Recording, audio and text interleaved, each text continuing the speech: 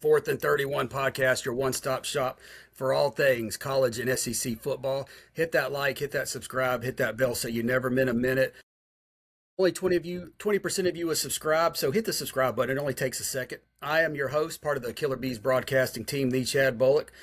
Beside me, the Boo Bird Scott, and the man, the myth, and the legend, and the coach, Bo. Well, Mob, we had a pretty interesting weekend of college football. Georgia goes into the Georgia Dome and slays their boogeyman 28-7. Not a good showing for Bama. I kind of thought after the game that might have ruined their playoff chances. I mean, you only had -3 yards of rushing. It was bad night offensively for Alabama. Boo Bird, what you got on this? Just took it out of my mouth, brother. -3 rushing yards. I mean, I have a lot to say about this game. And look, before I go, let's just start with this. Congratulations, Georgia. I think all of us on this show have agreed that Georgia is the best team in this country, best team in this playoff. We all agree on that. So I'm not taking anything away from Georgia. Georgia did exactly what I knew Georgia would do. My issues come with the offense of Alabama and the special teams. And it baffles me to no end what I see every single week. We're not putting teams away. We're just hanging in there. I'm talking about when we do win. Florida, Auburn. We had Auburn handled, and we allowed them because we're soft. We are soft. I heard Uncle Lou this morning. I watched this show. Love you, Uncle Lou. Softest team he's ever seen in the SEC. I can't defend that. I can't. As much as I'd love to sit here as a BAM and sit there and argue that, I can't. Heard a lot of comments over the last couple of weeks, and turns out some of them may be true. But here's the thing, man. When it comes to this game in particular, we knew going in that we had a good chance of making the playoff regardless of the outcome. We had a ton of injuries, and that's not an excuse, and Bama fans are going to use that. I've already heard it. We're hurt, and we are. But, man, dude, our second string is good too. There's no excuse for how we played in this game last night. None at all, period. I'm so baffled by our offensive coaching staff that the play calling is atrocious. And I'm going to say something else real quick. Ty Simpson, okay? We have watched this week after week after week. And Nick Saban in the national championship game against Georgia pulled Jalen Hurts that had played most of that year because he knew his quarterback wasn't getting it done. Am I wrong? Right? Pulled him. 2-1 the game. Correct. So sometimes you have to make those decisions, and I say that to say this. DeBoer is probably the most loyal coach I've ever seen in my life. Is that a bad thing? No, not necessarily. But there are going to be times where you're going to have to make tough decisions, and I haven't seen that yet. Now, we've been through full 2 seasons of DeBoer. Year 1, I'm leaving you alone. I defended this man all year last year to everybody who was saying all the same crap they're saying now. I defended him. I said, give this guy an opportunity to come in, recruit, and make this his team because he's coaching somebody else's team right now. Now, year 2, kind of the same thing because he still has a lot of Saban recruits out on the field, and I understand that. But year 2, you don't get a free pass from me anymore. I'm going to be honest. I'm watching what I'm seeing offensively. I felt really bad for our defense last night because I felt that was one of the best games I've seen them perform all year long. Our defense played lights out. They have been doing that the entire second half of the season. Womack has done some things. I mean, hell, I was yelling fire Womack week 2. You know, I have shut up. Womack has done what he's supposed to do. Our defense, and they have injuries too, yet they're still playing really well.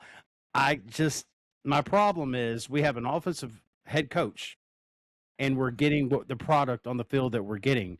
And that's where last night happened. Yes, we were playing the greatest team in the country.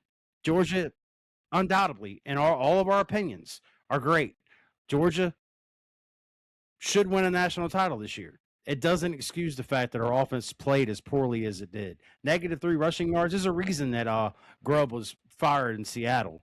And we're seeing it here firsthand. -3 rushing yards in an SEC championship game. You can't play a Pac-12 offense in an SEC championship game. And if you try it, you get last night's outcome. That's what I got, guys. All right. Bo, I'm going to let you go next, but I have a take on the Simpson thing. Go ahead. Okay, Boo Bird, I'm gonna take issue with you on something there, bud. I know there's some people that have said Bama's soft. That defense ain't soft. Ask that number 3 from Georgia. Ask that tailback if that defense is soft. They knocked the piss out of him a number of times. I'm surprised there was one. Yeah. There was one shot he didn't have broken ribs, but no, you were 100% right. The defense is phenomenal. Look, can Alabama still win a national championship? Is the question. They can. Will they? I don't know. Did anybody think Ohio State would win after the way they ended last year? I mean, they looked so pathetic last year, and then the temper tantrum they threw with Michigan on the field and the fight and all that. You're just like, God, these guys have it's in their head. They've lost their minds. The season's over. I do want to point out Alabama needs rest so bad. They looked tired, and we know about the injuries. They look tired and lethargic, especially on offense. And I'll tell you why I think that is. This is the worst offense that DeBoer will have at Alabama. And I'm not meaning that in a bad way, because there's a lot of talent on that field. But the reality is that we have struggled to run the ball all year. That's nothing new. The reason why we have struggled to run the ball all year is because we're still shuffling the offensive line, because our offensive line is probably a C-. Now, those guys play their tail off. Parker Brailsford will play in the NFL. Caden Proctor will play in the NFL. Dewberry will probably play in the NFL. But Dewberry wasn't even there. Then they had to shuffle the offensive line again. Then on top of that, you kick your tackle into guard, and then you have a true freshman starting at right tackle. Yes, Georgia's defensive line ate that up all night, because that's what they're going to do. That's what Kirby's going to do. He's going to attack that. And he continued all game long to attack the right side of Bama's offensive line, because he's freaking smart, guys. He's not dumb. He knows what to do. He knows how to attack offenses. There's nothing wrong with Alabama's offense. They're just not that talented in a couple of key spots. Now, they will be one day. Okay, but right now the offensive line is thin, because we've seen, it's well documented, the struggles that Formby's had. So much so that they kicked him inside the guard. Don't you think if they had a better option, they would use him? They would. Ty Simpson, when he drops back to pass and he gets to his back foot and he hitches up and drives the ball, he throws the ball as well as anybody in the country. I would be hard-pressed to say there's a better quarterback when he has a clean pocket and can see the field. The problem is he drops back to pass, and instantly he's got an offensive lineman being walked right into his line of sight. Then he can't hitch up. Then he has to throw flat-footed. And I'm not blaming anyone. Is Alabama going to win the if you ask me honestly right now, is Bama going to win the championship? No. No. I'm glad they got in, though, because they showed a lot of grit and resolve all year. Okay, does the product look like we want it to at times? No, because Bama has encountered some times, and it happened last night, where they get their fastball taken away, and then they don't have another go-to. They have to thread a needle every single game, because that's what their personnel dictates. Now, we can argue about play calling. We talk about it all the time. And hell, there's times that I'm just like, oh my gosh, what was that? But when you can't run the ball, your quarterback doesn't have time. I don't know what you're supposed to call as a play caller. I really don't. They ran for about 35 total yards. The reason they had -3 is because of the sacks. I mean, you could say the same thing about Ohio State last night. They only ran for 58. The reason they ran for 58 was because their offensive line got their ass whipped by Indiana. I mean, I think they had 6 or 7 sacks themselves.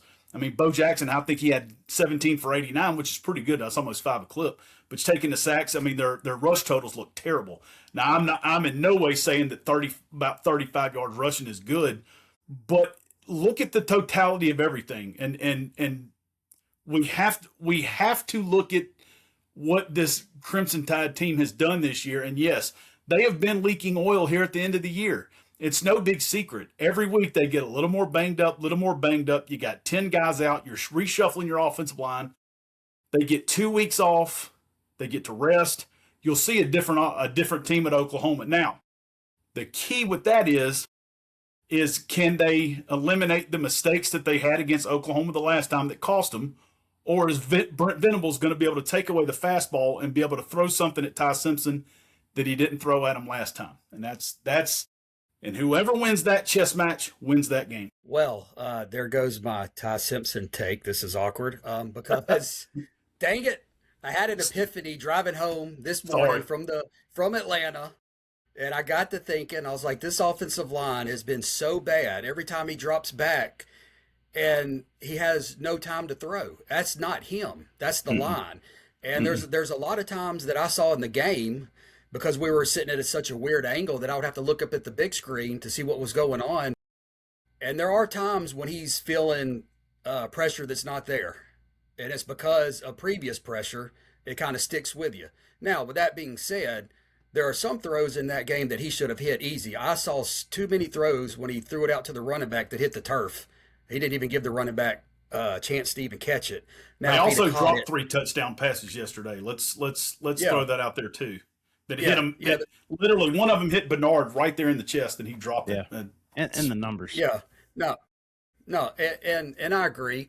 But you know, it seems like the throws he can make, the receivers drop, and then the throws that he can't make, or that he can make, sometimes the line isn't blocking. So it's like that scene in Friday. We got ham, no burger, peanut butter, no jelly. And it's like that. It's almost like that every game. That's what's disappointing. I think it's because there's not a smooth cohesion there with the offense. There's nothing easy about what they do, because everything, a lot of times, every route they have to take is the hardest possible route to try to move the football. That's the reality. That's where this offense is. Yeah, and it's not going to change between now and when we play Oklahoma. Yeah, and I'll say one other thing. There's too many fans online, and it shouldn't bother me, because they're those kind of fans who want him gone. I do not want DeBoer gone. I don't even want Grubb. I don't want Grubb gone either. I think they'll be fine. We'll be fine. The only thing I want them to do is just fix what's broken, and the offense is broken right now, whether it's injury or whatnot. Just fix it. We're fine. We had 9 wins last year. We got 10 this year with a chance for 11, maybe 12 if things work out. So, I mean, even though we lost this game big, everybody has games like this. I mean, it's no secret. I mean, heck, Saban lost to Clemson in a championship game by damn near 30. Games like this happen. So, just put it behind us, get healthy, like Bo said, and it's on for some revenge at Oklahoma in 2 weeks. And Chad, to your point about Saban, at least this coaching staff and this team gets another crack at it. That was a championship game where they got just absolutely housed. Yeah, you're right. All right, let's go to the, in my opinion, this has got to be the best result of the day, of the year. I love this. I love the fact, and this was the only freaking game I got right, was Duke over Virginia. Thank you, Duke Blue Devils, a 5-loss conference champion. They did that for you, Chad. Yes, thank you, Duke. And I want to say this, ACC, your system's broken. No way Duke should have been playing in that. That should have been Miami and Virginia. And luckily, we'll talk about Miami later. The committee got that right. But it's an embarrassment that Duke got to play for that title with 5 losses. Bo, what you got? I was watching that game. Okay, so I was over to Buddy's house. I watched the Bama game. I came home, and I had my split screen going. I had the Big Ten championship on one side. I had the ACC championship game on the other side. And as I'm watching that ACC championship game, you can see how tight Virginia is from the jump. And Duke jumped out to the lead, and then they built on it. And then the longer that Duke stayed in the game, the tighter Virginia got, and seemingly more desperate they got in the game, to the point where you could see the frustration on Chad Morris's face, the quarterback. This is Chad Morris.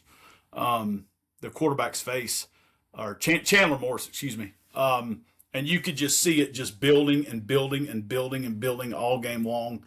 And I'm watching that game and I'm going, neither of these teams should be in the playoff, period.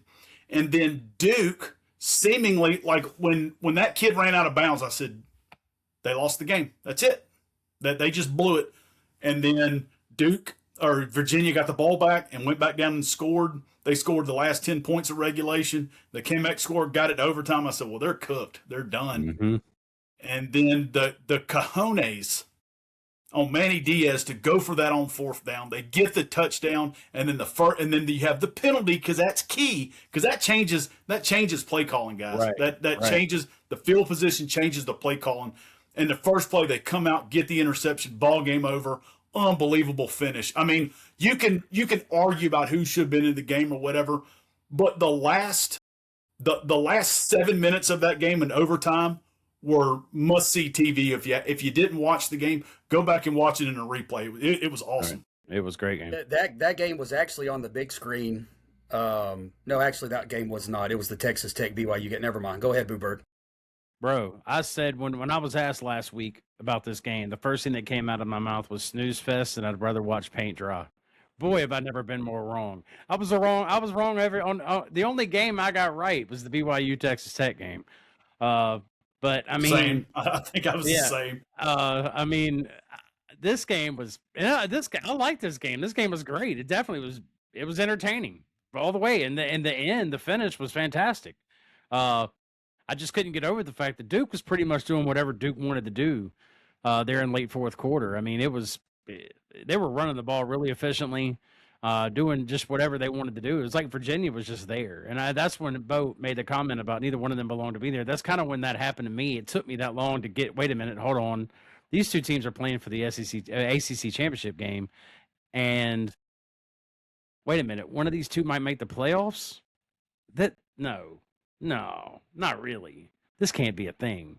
So, but look, got to give them some love. I give the game love. I thought both of those teams, I thought Duke played great.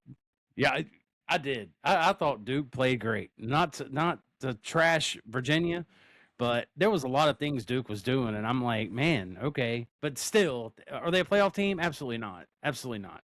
I just thought it was a very entertaining game, and I enjoyed it. It was fun to watch.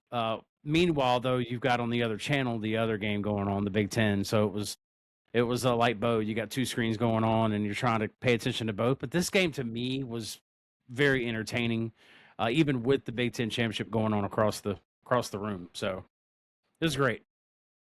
Yeah, it was. I had driven home from the game. It was late. I turned it off. I was ready for bed because it was a long. I got up at 4:30 yesterday morning to get to Atlanta, so we get to the game. So unfortunately, I didn't finish it. I was glad to see Duke won, and I heard it was a good game, and I missed a good one. All right, on to the Big 12. Texas Tech 34, BYU 7. This is the game, pregame at the Mercedes-Benz Dome that we were watching on these huge TVs they have there. I was like, man, I wish I could play video games on this, but. Dude, Texas Tech just opened up a can on BYU. Beat them twice in 1 year. Boo Bird, what you got on this one? I don't have a whole lot on this one. I know me and Bo both picked Texas Tech. I don't have much to say because, I kind of knew what was going to happen. I don't. Texas Tech came out and handled business, controlled the game from start to finish. I never thought BYU had an opportunity to win this game ever. So, no, I don't have a whole lot to say about it, but it went as I expected. Easy as that. Fair enough. Bo, you got anything you want to add? Yeah, Joey McGuire, head coach for Texas Tech. Here was a guy that if memory serves correct, the last coaching job he had before Texas Tech was at a high school in Texas. And he made the jump from high school. It was one of those, my understanding is one of those big, super programs in Texas. That's probably run like a small college anyway. Odessa Perbium? Yeah, something like that. But anyway, he went from a high school coach to now he is a college football playoff coach. Kudos to him and his program. I love hearing stuff like that. Just phenomenal. And then go watch his interview. If you didn't get to see it, watch his post-game interview. It's what he did. And the Fernando Mendoza interview at the end of his game, that's what college football is all about. Yeah, I saw that, and just one thing on this game and about the coach. It's not surprising to me that a coach would come from Texas high school and do that because Texas football is, we all know it's a different monster over there. On to the last one. Big Ten, Indiana 13, Ohio State 10. Another one I didn't get to watch because it was late and I was driving home. A little bit of an upset, and I'll be honest, I did not take the under in this game. Bo, what you got? I mean, I watched these 13-10. I'm still not quite sure what I saw. I mean, I saw two good defense. Okay, let me back up. That's the first time either of those teams has encountered any resistance that played against a team that had anything at the line of scrimmage and that could punch back in 2 months. And you saw the offensive production. And all we've heard about is how great Julian Sayin is and how great Fernando Mendoza is. He hit 2 throws down the field. That was over half of his passing yards was in 2 throws. Credit to him, though, for making those throws when he needed to. I'm not taking anything away from either of those quarterbacks. My point being is that you see the difference when teams play against better competition and the struggles that they have. So neither team could just line up and just run the football. Neither team rushed for 4 yards a carry. So Ohio State, I told you, you factor in the sacks they averaged, I think it was 2.2 yards a carry. And Indiana was like 3.2 or 3.4. And then so you saw how the offensive production went down. So in my mind, again, guys, I'm thinking as a coach here. If I see that film, I'm going, stop the run. Just stop the run. Jeremiah Smith's going to make a few catches. That's fine. Carnell Tate's going to make a few catches. That's fine. That's not what's going to beat you. What's going to beat you is them running the football and holding on to the football and possessing the football and not allowing you to get the ball. I heard one take today that was so bad, I almost threw up in my own mouth. That the reason that Ohio State couldn't score was simply because they were just playing at a snail's pace and they just weren't real into the game.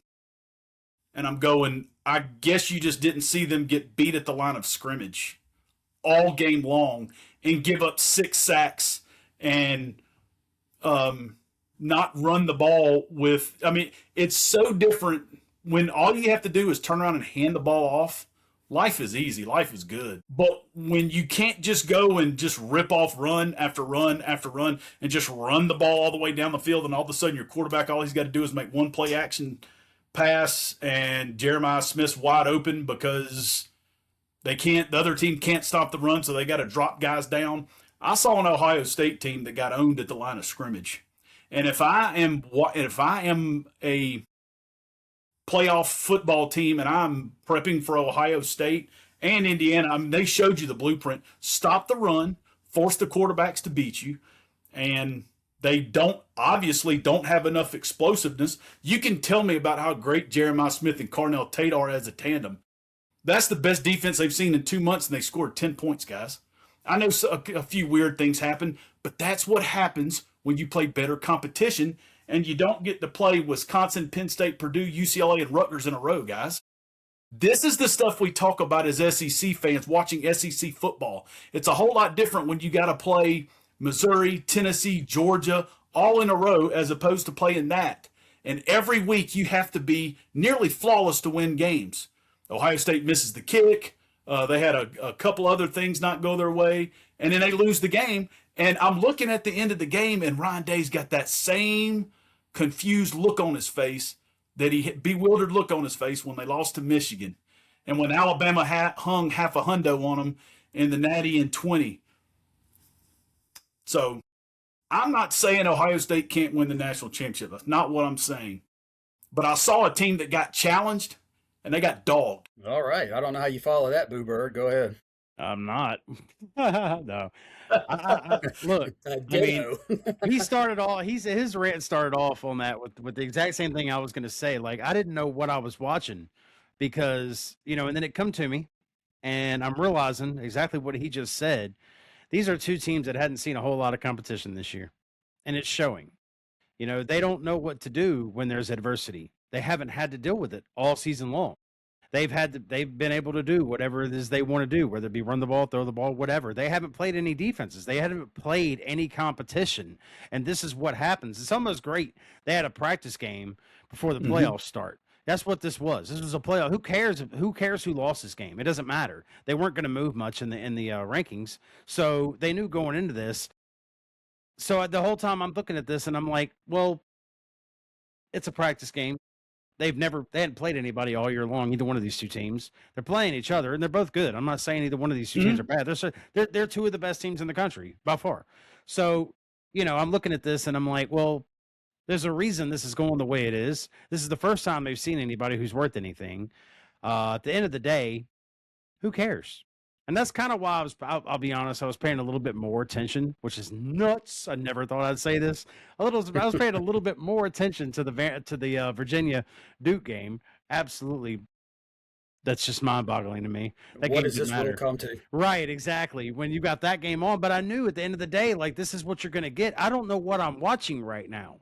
Like, these two teams this is what you get. You got two powerhouses, and they are powerhouses, but they haven't played anybody, so you don't know what you're going to get. These two teams have not seen adversity all year long. They have not seen it. This is the first time they were like, "Oh crap, we can't do this. What do we do? What do we do?"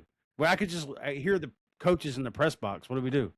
I don't know what to do here. I don't know. Bird, to back that up, it was like that against Texas, but Texas shot themselves in the foot. Right. I mean, if you go back to week 1, now that's a long time ago. But, I mean, they got outgained in that game. They got out physical in that game. Texas won the line of scrimmage for good stretches of that game. They ran the ball better. They got down there and shot themselves in the foot. Well, this time they were the ones that shot themselves in the foot. And I'll even say one other thing to our Big Ten brethren out there. All the Michigan people and Ohio State people that have taken shots at Alabama for Saban walking away and Bama's done and whatever. Indiana now controls the Big Ten. They are the best team. They are the best of the best. They are Maverick of that conference. And I was almost appalled to think, just to talk about the difference in the conferences. Ohio State had a 30-game winning streak against Indiana, and then they lost last night. And granted, I know it's only one game, but Michigan, they beat you last year. Ohio State, they beat you this year. Indiana's the kings of the Big Ten in football. So there you go. And again, but I'm not saying that either of those two teams can't win the national championship, because they can. I'm not saying they showed tons of flaws. All I'm pointing out is the obvious, is how much more difficult it is when you go up against teams that have NFL players, NFL caliber players all over the place. And that's all you're going to see in this playoff, is rosters loaded with NFL caliber players. Hey, and a quick question. Where did Signetti coach at a few years ago? Oh, he was at Bama. He was a Bama guy. Okay, that's what I thought. Okay. It all goes back to Saban. Everything goes back to Saban. Okay. Bama. Okay, cool. All right. Well, let's get into this playoff. The playoff rankings, the playoff bracket is out. When I first saw it, I kind of thought Georgia got hosed at number 3. I thought they should have been number 2. And then I look at the bracket, and I'm looking at who they would play in the second round, and I look at who Ohio State would play in the second round. And it looks to me like they did Georgia more of a solid, as they would play the winner of the Tulane-Ole Miss game. Ohio State would get the winner of the Miami-Texas A&M game, which I think would be a better game. Scott, Mr. Boo Bird, anything, what you think? Anything you see? In terms of the rankings, let's just talk about the elephant in the room. I mean, unintended. They listen. They got it right. All right. It took them a minute, but I feel like they got it right.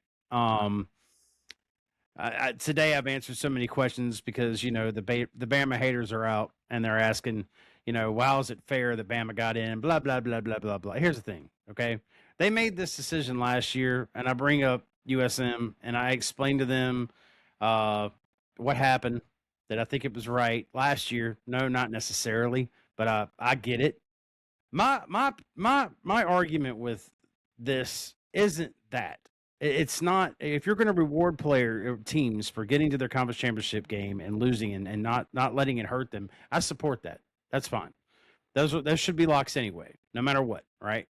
My issue is we've got James Madison and Tulane over here, and you're going to sit here and tell me those are two of the best 12 teams in the country? No. Now let's look at the teams that just missed out. I'd put Notre Dame either well over either one of those two. I'd put Texas well over both of those two. I mean, I could Vanderbilt would beat the mess out of both of them. I mean, I could keep going. But I'm not. But that's my issue. But I do believe at the end of the day, they got the top 10 right. I'm going to be anti G5. Have your own playoff. It just doesn't make any. Let's put the top 12 best teams in the playoff. Period. As long as we're doing this G5 dance, I'm gonna have an issue with it. But I'm happy that they got they got it right. It took them a few weeks. They finally we saw this when they moved Bama ahead of Notre Dame a couple of weeks ago, what they were doing. We kind of saw it then. The writing was on the wall. But I'm 100% happy with how the picture looked this morning. So I'm good. Yeah. And let's stay on Notre Dame for a minute, Bo. I want to go to you in just a second. But Notre Dame's issue should not be with Alabama or Miami. And I see it online. Notre Dame fans want to justify, well, Miami lost to these two. Well, who did you lose to? You lost to a team that lost to those two. So Miami should have been over them, period. That's a weak argument. It's a silly argument. Number two, you want to come in Alabama. Let's see, your strength of schedule is 44. Bama's is 6.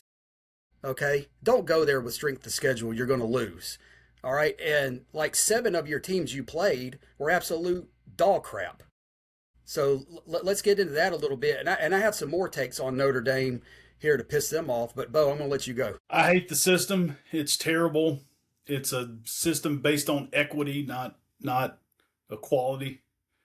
And it's total blasphemy that you allow James Madison with a strength of schedule of 122 and Tulane into the playoff, who already lost to a playoff team in Ole Miss 45-10 earlier this year. And by the way, my South Alabama Jaguars went 4th and 8, and they played Tulane here in Mobile, and that game came down to a 2-point conversion. So don't tell me that Tulane's a playoff team. They're not. They're going to get smashed. James Madison has less than no chance. It's ridiculous. It is ridiculous.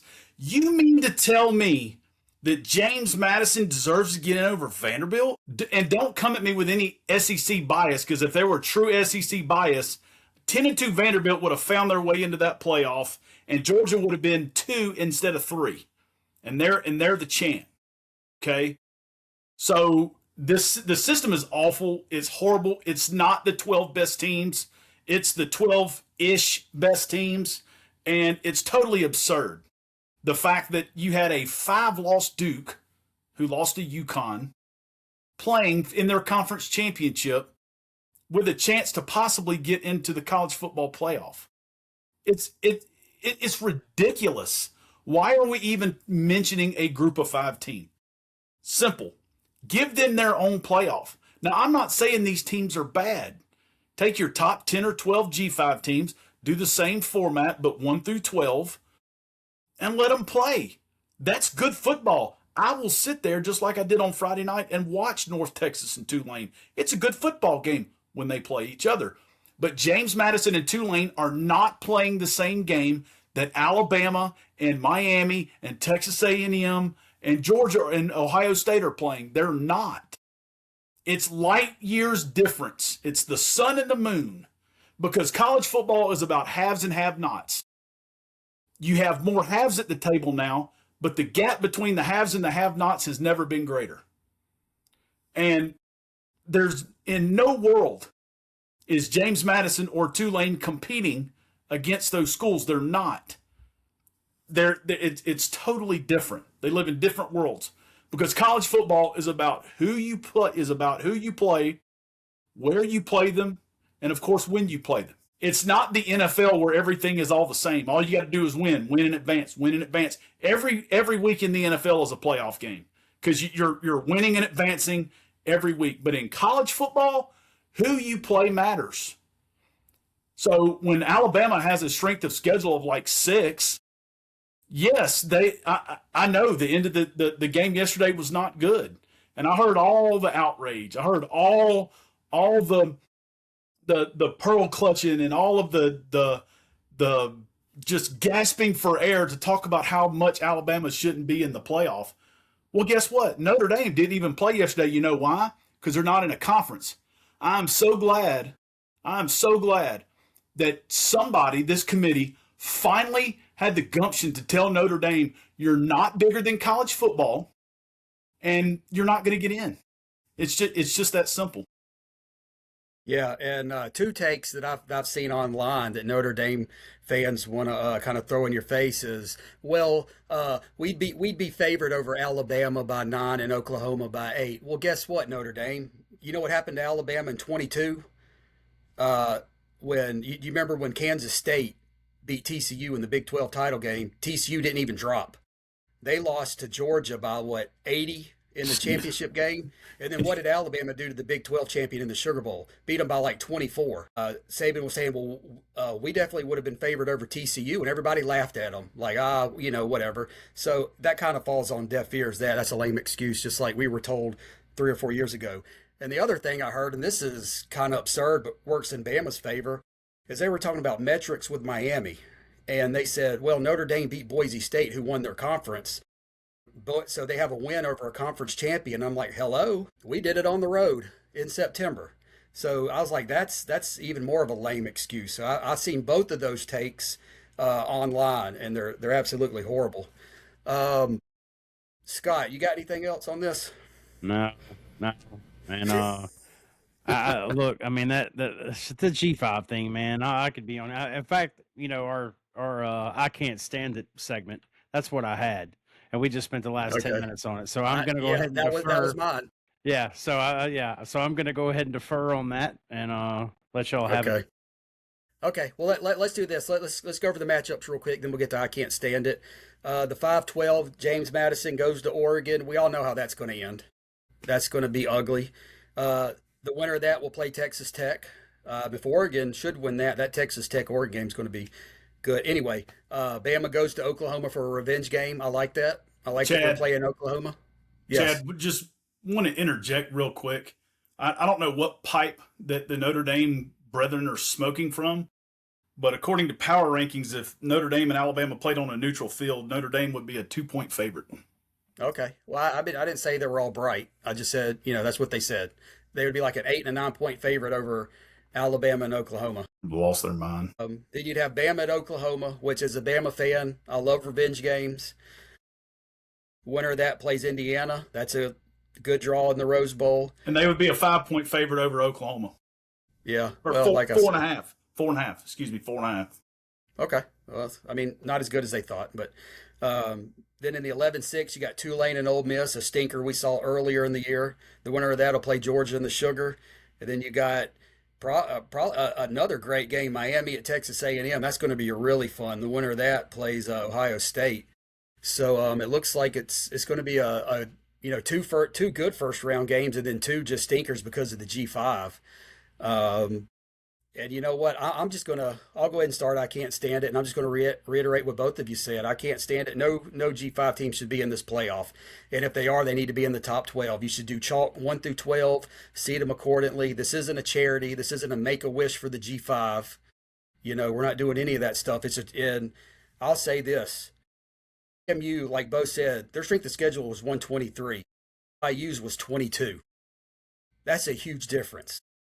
So, in my opinion, you should dump Tulane and James Madison and put in.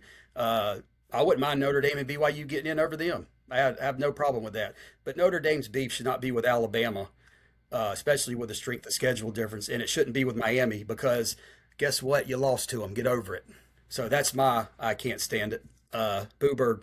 This needs to be a G5 thing. I mean, if Notre Dame wants to be mad at anybody, any of those teams that just missed out on it, you need to be looking at the G5 situation, not Alabama. We beat our conference champion in their house. You can be mad at us all day. We did it. We won the games we were supposed to win. We just didn't win our conference championship. And we're not being punished for that. Sorry. They made that rule. So whatever. If you're going to be mad at us, it's whatever. But you need to be paying attention to the G5 thing because they got that part's got to be fixed. I mean, that's got to change. You know, it's not exciting football. It's not. Nobody cares that Tulane is playing Ole Miss. Who do we think is going to win that game? Who in God's green earth is going to put money on Tulane to win that game? Certainly ain't going to be me.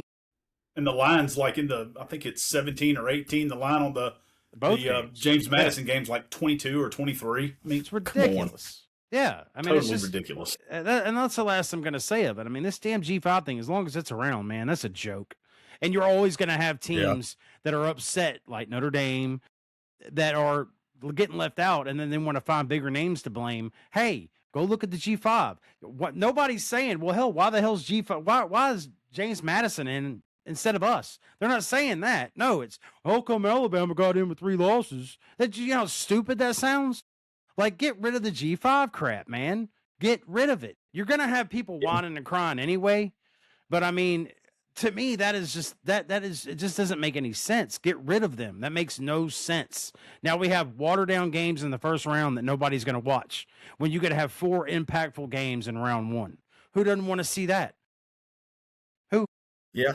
And the ridiculous part about all that is the A&M Miami game is the 11 o'clock kick. And then the other 2 games are the mid-afternoon and the primetime game. Like, are you serious? It makes no sense. I mean, none. It's just dumb. Yeah.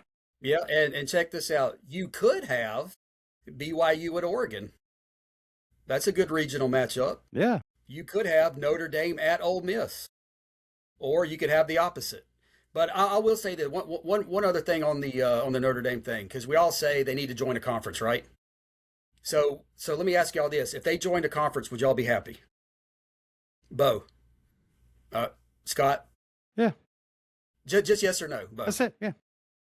Okay. I guess yes. I could care less what Notre Dame does, but yes. Okay. So let me get this: if I'm Notre Dame, I'm going. Okay, let's join the Sun Belt. Why not? We win a conference, we're in. Why not? I mean, if you're good enough, join a Power 4. Okay, there you go. You know, I got to thinking that's the way they could stick it to everybody. Join a conference. I mean, before let's not get that twisted, man. And you're right. That's something Notre Dame would do too. They go join the Sun Belt, beat up on South Alabama and whoever else. But let me tell you something. No, it's got to be a Big 4. You know. All right. Well, we got to be specific. Or they could just go join the revamp Pac-12 next year, so they could play Boise, UNLV, and Fresno, and and say, "Hey, look what we did." Total Notre Dame move. Yeah. Yeah, that'd be awesome. Hey, they make it play in Mobile every other year. You never know. Hey. All right. So, Bo, that was your. Well, I tell you what I can't stand is the fact that it finally caught up to Notre Dame about them thinking that they're bigger than college football and not having to join a conference. In 2020, they had their opportunity, or actually the ACC had their opportunity when they went begging to the ACC to let them join because everybody was playing only conference games. And the ACC let them, and they should have put the screws to them right there, join full time, and they didn't. And think about if Notre Dame had just joined the conference, they would have played Virginia, and they would have won that game with ease, and they would be walking right into the playoff, probably as a 5 or either a 4 or a 5, and they would be hosting a first-round playoff game. But no, because you think you're bigger than college football, and special rules and regulations always need to apply to you, that's what you get. I can't stand it. All right, Bob. Well, you've heard it from Bo, the Boo Bird, and the Bolick. So let us know in the comments. Georgia, y'all played a hell of a game. Outcoached us, outplayed us. Good luck. Great job, Bulldogs. Real quick, Chad. Yeah. You were there, man. Tell us real quick about the atmosphere, man. You were. And please tell us about the fans that got arrested. Okay, so this is for anybody who doesn't know. This was my second SEC championship game. I went to the one in 2018, which was a lot better to watch than this one for obvious reasons. But if you've never gone, That should be on a bucket list. I'll tell you this: when you go to an SEC championship game, it will ruin regular season games for you because the atmosphere is, I can't even describe it. I mean, they have a big convention there. You go in, we saw Marty and McGee. You had SEC Network there. You had game day. They had the Ludacris concert, all in this huge arena. And Hundreds of thousands. It's I can't hardly describe it. And the atmosphere is like nothing you will ever see. and Cleats to Seats was there too. Don't forget, Craig was there. Yes, and Craig Sanders, our good friend from. I'm glad you said that. And it's funny because we were sitting watching Marty McGee, and Connor, my son, says, "Isn't that Craig?" And I looked. I said, "Well, I'll be dang, that's Craig." I said, "Hold my space in line so we can see Marty McGee." So I went over there, introduced myself and had a good time. And Connor was like, "What are the chances of this happening?" So yeah, be sure to subscribe to Craig Sanders, Cleats to Seats, and this will do it, Mob. For Well, Coach hold on, Bo. the guy that got arrested. Why did he get escorted out in cuffs? Oh, this was a bad offense. So important. he may not want to go there. He'd been drinking, and the game wasn't going our way. So stuff happens. You say some stuff. Probably said something about a dog, and the cop who actually took him out was just like, I'm so tired of this crap. Yeah. He definitely went to the think tank there for a while. And then one other story, when my son went to the bathroom or to get something to eat, he said there was like 8 girls, Georgia and Alabama girls, out in the hallway fighting then too. So I don't know what was going on. Somebody said something about somebody's mama, I guess. That's crazy. It was a lot of drama in the dome. That's the clincher right there when you invoke mamas.